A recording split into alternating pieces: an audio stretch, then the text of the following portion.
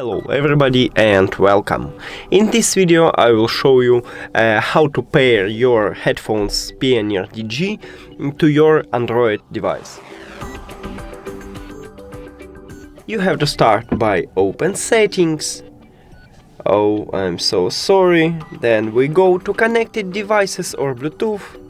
Now click on pair new device.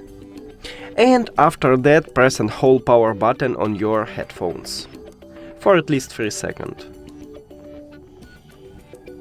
Right here we have a flashing, so it means that it's starting. It's enter to pairing mode.